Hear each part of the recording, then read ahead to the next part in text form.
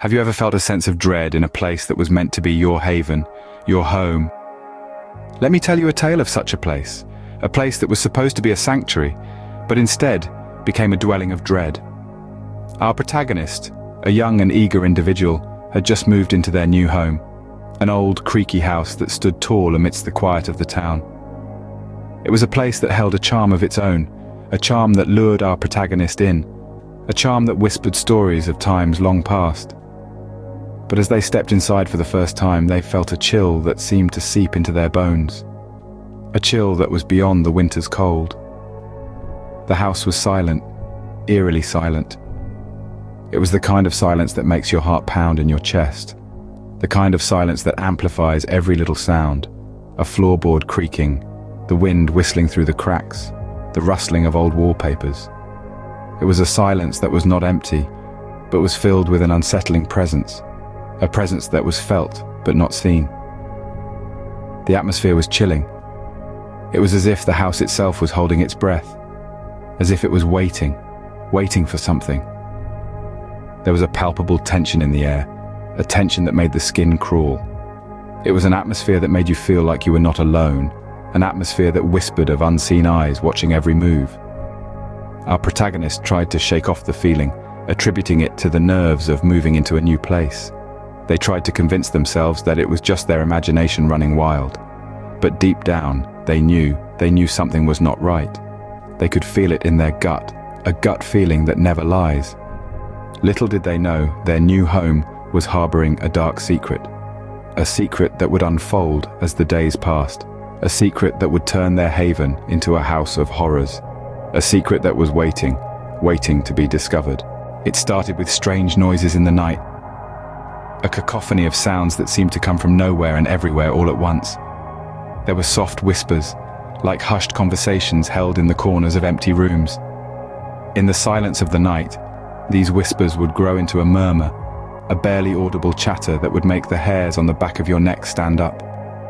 The protagonist, a brave soul who had moved into this house with dreams of a peaceful life, found himself living a nightmare.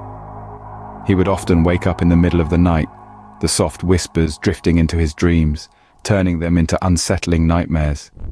He would sit up in his bed, his heart pounding in his chest, his breaths coming out in ragged gasps. Then there were the objects that moved on their own. A chair that was in the corner of the room in the evening would find itself in the middle of the room in the morning. A vase that was on the mantelpiece would end up on the floor, shattered into 1,000 pieces, with no sign of anyone having touched it. And then there were the cold spots, places in the house where, no matter how much you cranked up the heat, would remain unnaturally cold, a chill that would seep into your bones, making you shiver uncontrollably. The protagonist, in his rational mind, tried to find logical explanations for these occurrences. Maybe the house was settling, causing the noises. Perhaps it was the wind that was moving the objects. And the cold spots, maybe it was just a problem with the heating system. But deep down, he knew that these explanations were just a way to pacify his escalating fear. Each night, the noises would grow louder, the objects would move more frequently, and the cold spots would become more prevalent. The house was not just a structure of bricks and mortar, it was alive, it was watching, it was waiting. But then things escalated. The house wasn't just haunted, it was possessed by something malevolent. Our protagonist, now living in the belly of this beast, started to sense an ominous presence, an entity that seemed to thrive in the shadows, lurking, watching, waiting. The air in the house turned heavy. Each breath felt like a battle, and the once comforting silence was now filled with an eerie stillness that screamed louder than any noise. In the day, the shadows seemed darker, more pronounced.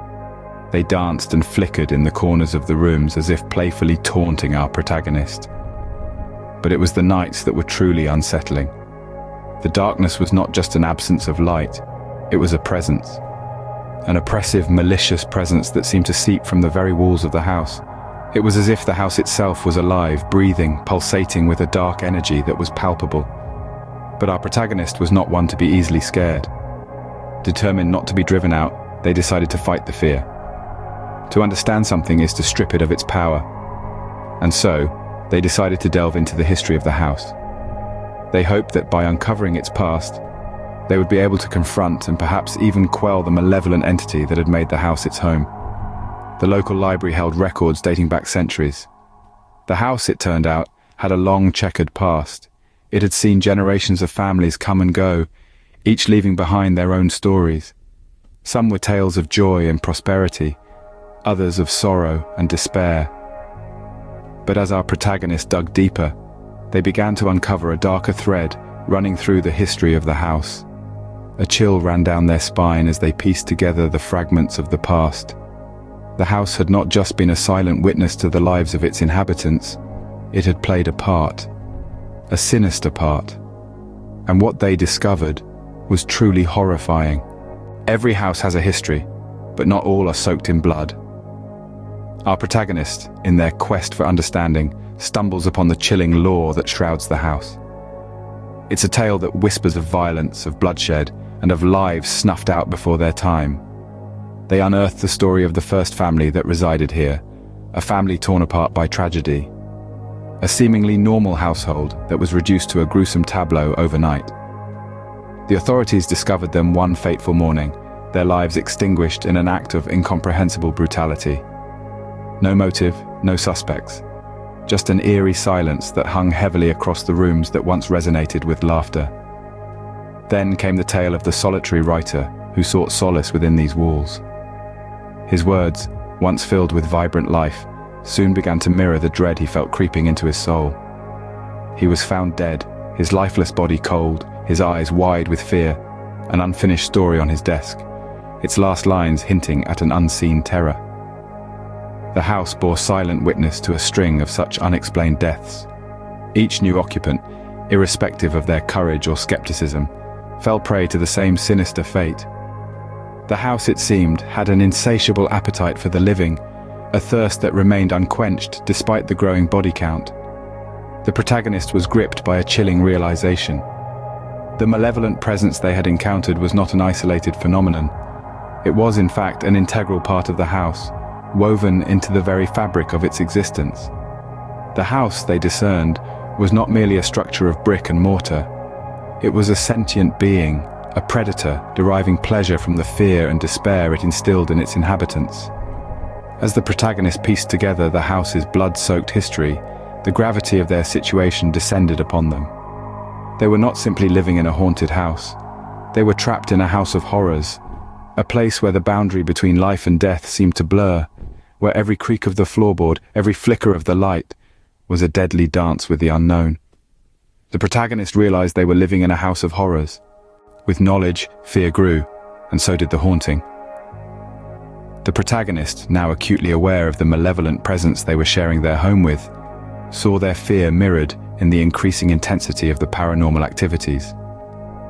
It was as though their apprehension and dread were fuel for the unseen entity, stoking its power, making it more aggressive, more tangible.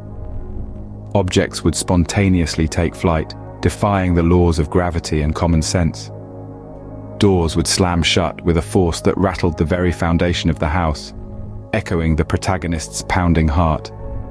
The once familiar and comforting spaces of their home had become a stage for an unending spectacle of supernatural occurrences. But it wasn't just the waking hours that were plagued by this haunting. Sleep, once a refuge from the terror, was now fraught with vivid nightmares. The protagonists found themselves trapped in horrific dreamscapes, where reality and terror danced in a chilling embrace. Each morning they would wake up, drenched in cold sweat, the echoes of their own screams still ringing in their ears. Fear was their constant companion, but it was also becoming their teacher. It was teaching them that they were not powerless. It was teaching them that they could not let this entity claim their home, their sanity. It was teaching them that they had to fight. They had to reclaim what was rightfully theirs. They knew they had to fight back.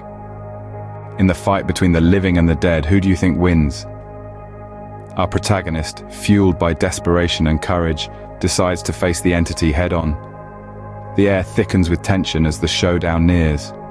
This isn't just a battle against the paranormal, it's a fight for sanity, for peace, and for survival. The house seems to hold its breath, the silence deafening. As the protagonist opened the door to the room where it all started, they were met with